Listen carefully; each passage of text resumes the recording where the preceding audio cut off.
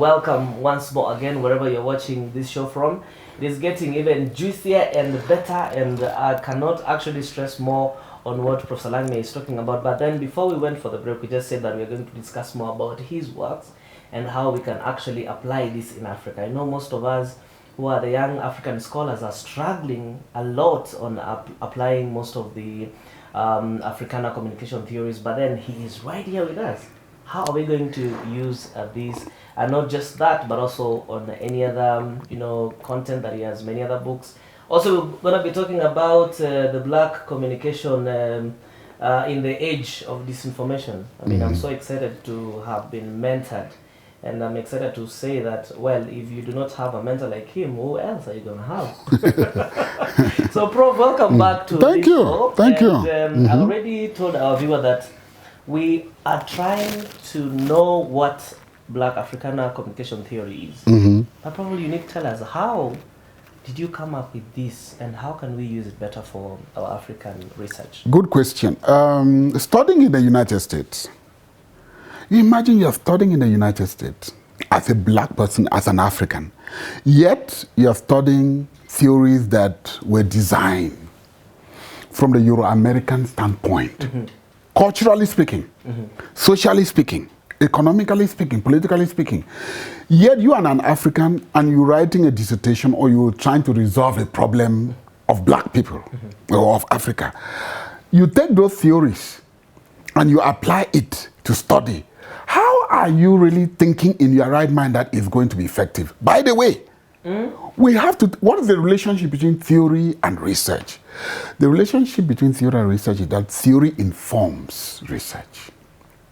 When you carry out a research, there has been a theory out there. Einstein and the others, they've written all kinds of theory. People are testing it to find out whether it is true or false.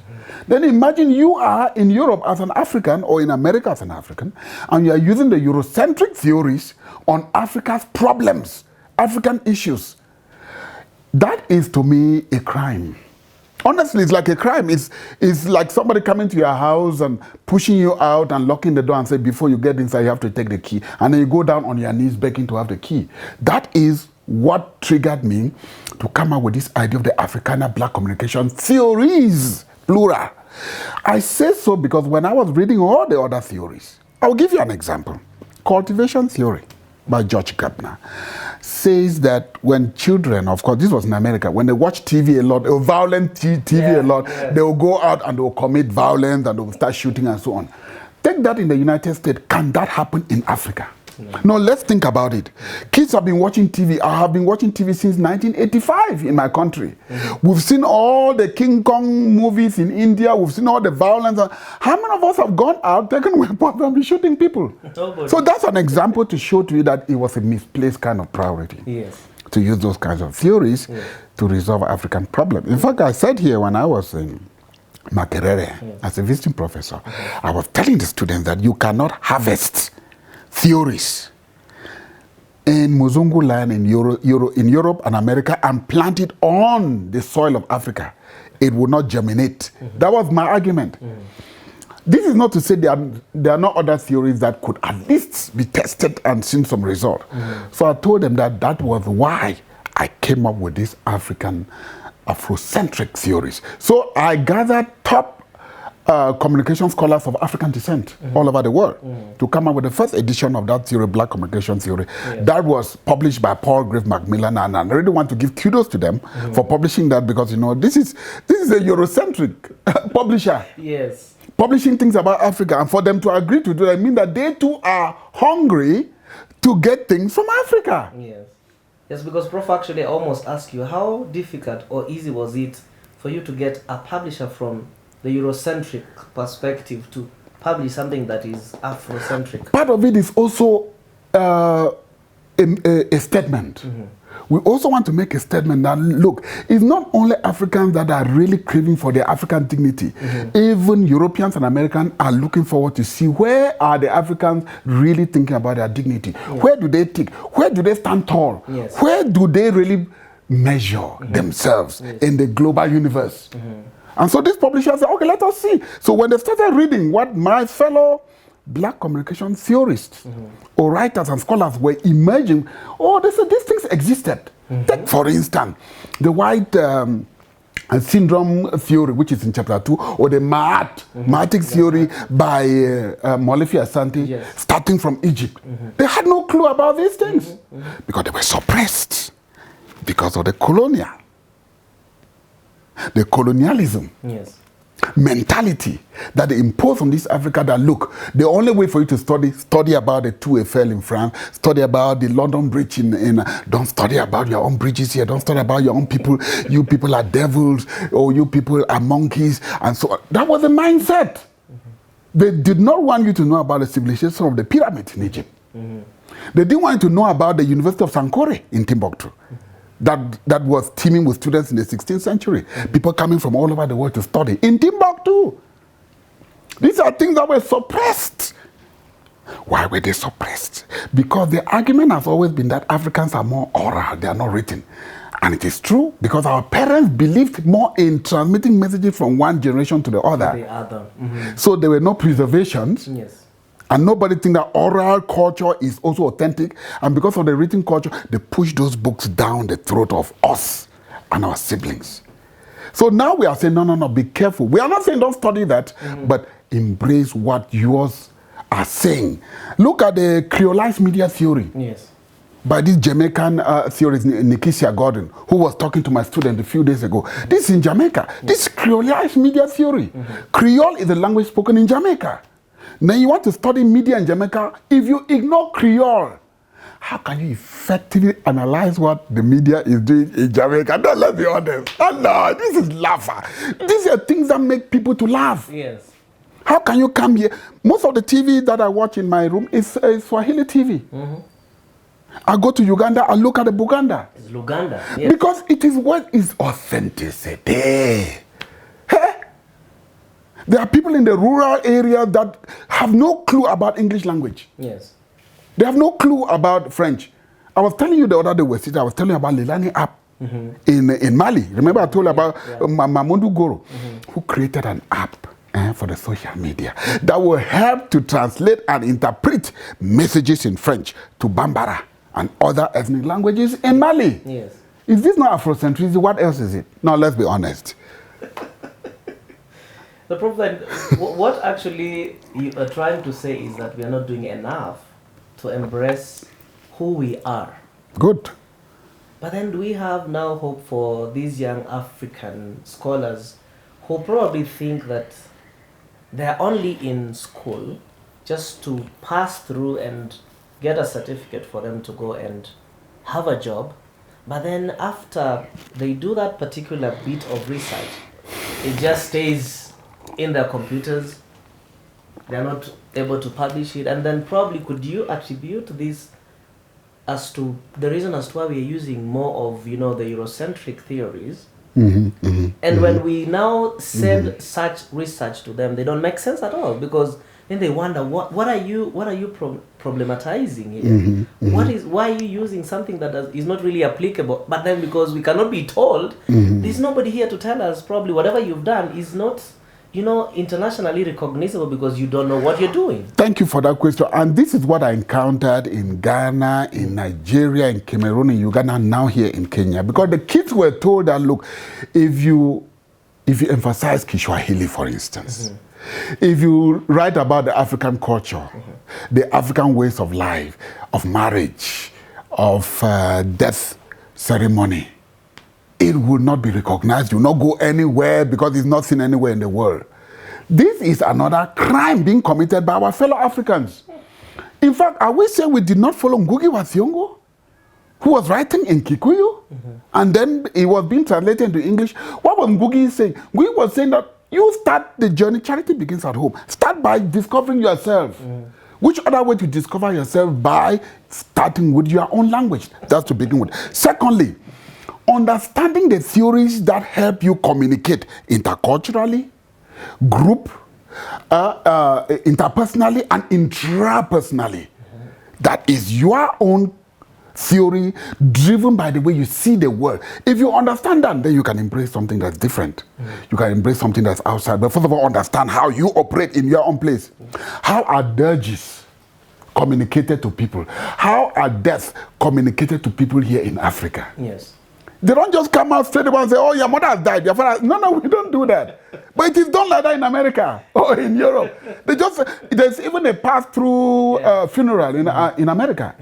Where you don't need, you just pass through, drive away, and you just say your prayer in your car. You see the cover, and that's it. You don't go for any funeral celebration, no burial, nothing. Now we have people stay, they eat, and so on, because we believe that our person has departed to meet our ancestors, and that the dead are not dead. Why don't we theorize about that? No, let's be honest. Why are we not theorizing about that? Yeah. Why are we not showing to the rest of the world? You were telling me why were these publishers agreeing to publish my book? Because now they say, oh, we did not know this. We are discovering it from this book that Dr. Langmia edited. Yes. We didn't know that these things had meaning. When we had the World Cup in South Africa, yes. The Vuvuzela. Yes. Everybody in America, oh, there's a lot of noise and so on. Go to Germany in their stadium when there's a match. Yes. There's no way you can. There's noise. They least go. There's a lot of noise. Now you come to Africa, we use a Vuvuzela and say, what is this?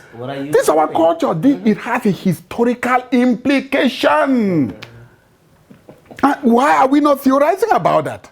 Why are we not saying about that? Because if we don't say about it, then those guys will say, oh, these are people, they are monkeys, these are next to animals, they don't know. But now we write because we want to inform the rest of the world what is the meaning of vuvuzelas and how it was used in history to announce the arrivals of chivalry or war or whatever thing. This is the way people were celebrating. Yes. They say Africans are loud because we don't hide, we don't have secrets. Everybody knows everything about everybody.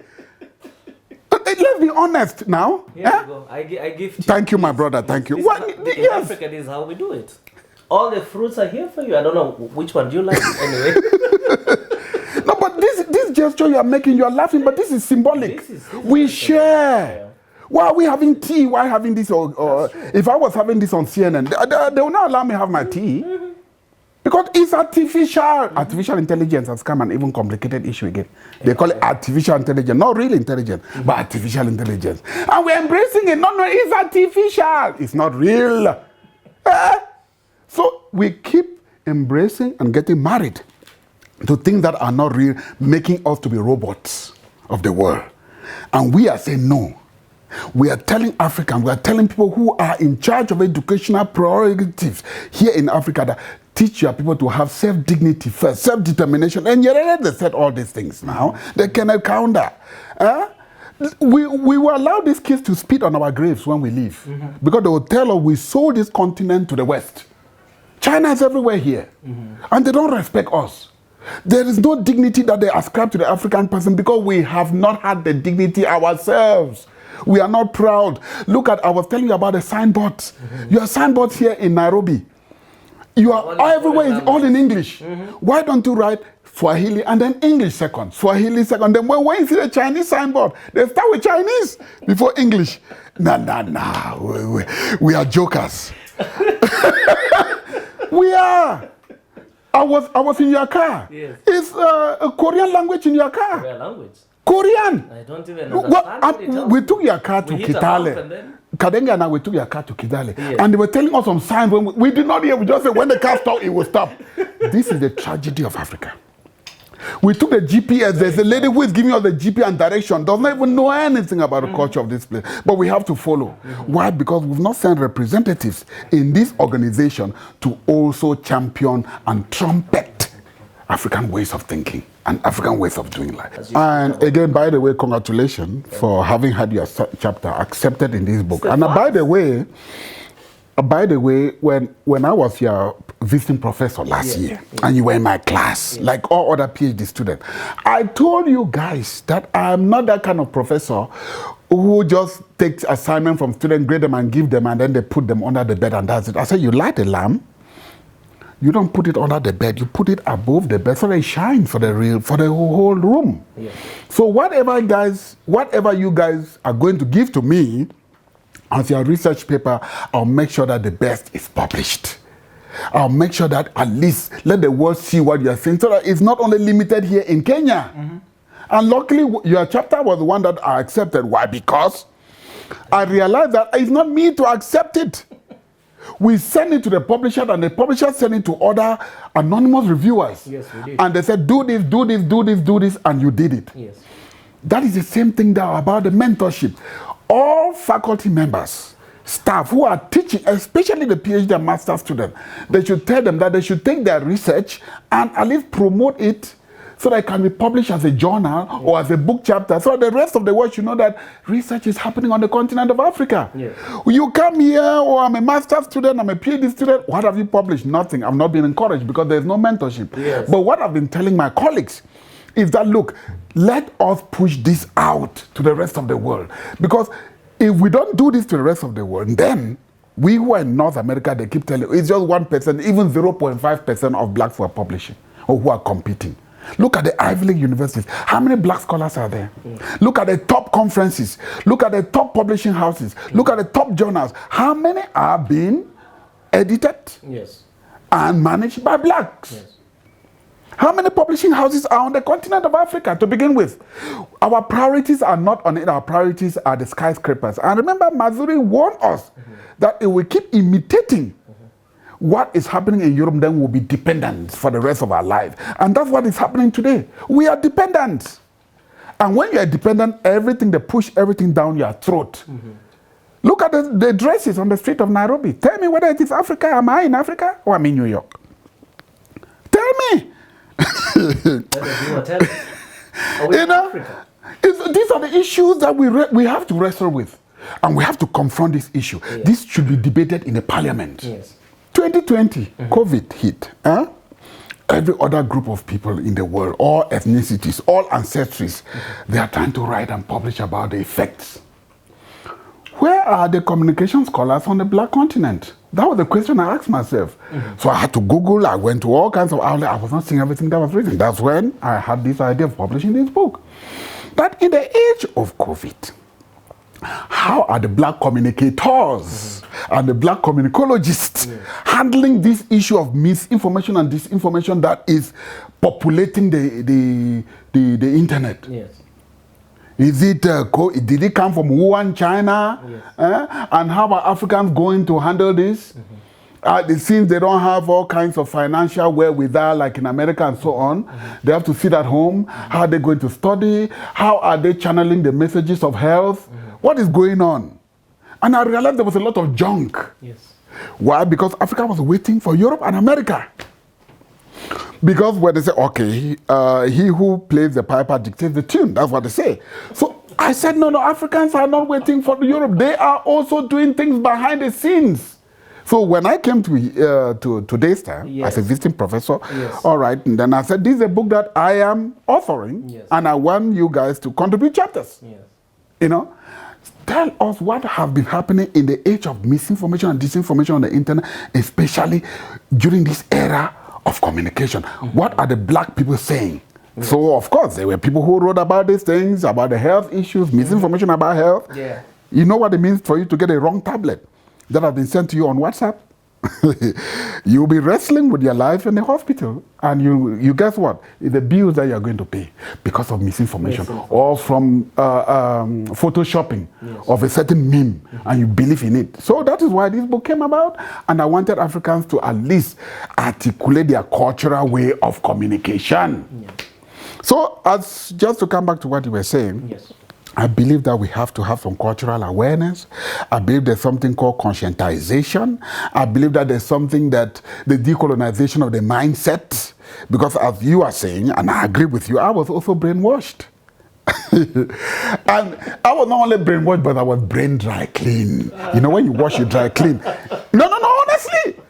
Colonized by France and Britain in Cameroon, that's brain dry clean. Am I following British culture or French culture? So I was in the middle. So there was no African culture. And right now, so we are talking, there's even war in Cameroon because of languages. Those of us who are the English speaking, we are at war with the French speaking. We are not even thinking about Afrocentricity. We are not. Imagine how we are being divided. So I was brain dry clean. So the way to extricate myself, to tear myself from that cocoon, was to go back to the soil, to think about my father, my grandfather, who gave me my African name. Hey, I'm an African to begin with. I eat Ugali. My brother. If I eat Ugali and I feel good, So I have to now do everything possible to make my people be proud of Ugali. Because you eat Ugali since morning, that's it. It's not in America where you have to have spaghetti. Okay. And our parents were very happy with this food. In our country, we call it fufu. You call it Ugali, it's the same thing. It's the same thing. It settles down and you can do all kinds of work. Look at these guys who are pushing trucks all over. It's the strength of Ugali. Yeah, I just have to agree that we wouldn't have... Yeah, so let's come back to the source. Yes. That's all I'm telling everyone. Yes. Let's come back to ourselves and see where we went wrong. In fact, there's even a saying about Sankofa. Go back to the past before you inform the future. Yeah? And not only that, you remember, I used to always think about what was the future of the past. Yes. Listen, what was the future of the past? The future of the past was that those in the past, those in the 1960s, when they had the independence, they had a future for the continent of Africa. Now this is that future. Imagine what is happening. We are going back to the past. Back to our roots. Before this time, yesterday. Before this time, yesterday. Is that how the continent was? Where are we heading to? Before this time, yesterday. The future of the past is haunting us. And until we come to our senses, to wrestle and take this continent from the hawks, the Chinese, the Russians. A Russian president sits alone and orders African president to come, and he sits there like a god and they're talking to him. In the midst of war, when he's killing people in Ukraine, and Africans go there. Talking about what? To promote Russian culture, to promote Russian language. To promote coup d'etat on the continent of Africa. That is it. Why are we not aware? Is it not brainwashing and brain dry clean? No. If this is not brainwashing and brain dry clean to wear suits, Western suits, to go to St. Petersburg in Russia, being ordered by a Westerner. When we had independence, they should instead come here. Because the minerals are being exploited by them.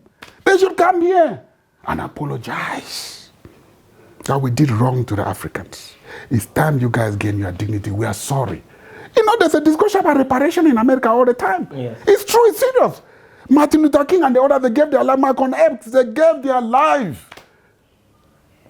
This thing brings me internal tears, honestly. You know, because as an African man, I can't show tears physically. But I am having tears internally for my people. So that by the time I leave this continent, by the time I leave this planet Earth, I don't want these elementary school kids to spit on my grave. They'll say, oh, Professor Langmia tried his best. He tried as much as possible to make us to be aware of ourselves. And let us stop borrowing. Let's stop imitating. Let's stop copying. Let's be ourselves. That's all. That's what I want to say. No. These things make one part. No, don't laugh. Kwa Kiswahili wanasema kwamba 9 yamezungumzwa lakini la 10 ndio lafaa kuwa langu, lakini amemaliza la 10. Just to appreciate Professor Langmia for coming through to this show. It is the first ever episode that we are shooting, and the reason as to why we are doing it is because we wouldn't find anybody better than him. You see how he speaks with passion about Afrocentricity, how he's very knowledgeable about everything that happens in Africa. He is a Pan-Africanist. The dress code, whatever he speaks, you know, he walks and he talks the action and everything that we are doing right here. Whatever we are sharing, that's what Africans do. And of course, we cannot end the show without rewarding him with this chondo in one of the languages in Africa or in Kenya. And it means a lot to different ethnical groups. In my home where I come from, Kisii, I used to, of course I was very young by that time, but during the weddings, what they used to do is cook ugali, but the brown ugali, because we have white ugali from maize grains, and then we have the one from millet. So this one used to carry the ugali for millet, but then for the traditional weddings, it has to be hot, carried from the lady's home to the gentleman's or the bride's home. And it was very ritualistic that it has to be hot, and this is the gift. So the ladies will go and carry it and take to that area, and people will celebrate. In other ethnic groups, they use this one as the shopping bag, and they would go around in the market, you know, buy the fruits and, you know, fill them inside. And right now what we're going to do is all these fruits, of course, now that Professor Langmia will go on eating them in the States and everywhere that he goes, you have to give this one to Mama as a gift. Tell her that this is what Africans do with this basket. If this chondo can be used for ugali, well and good, you know. And thank you so much, Professor Langmia, for coming through for this show once more again. I mean, next time, you might tell us who can speak with passionate like you are doing, because you know who knows better in Africa. But we also appreciate the work you're doing in Africa, the mentorship. I mean, I appreciate those African scholars who came through to write this book and many other books.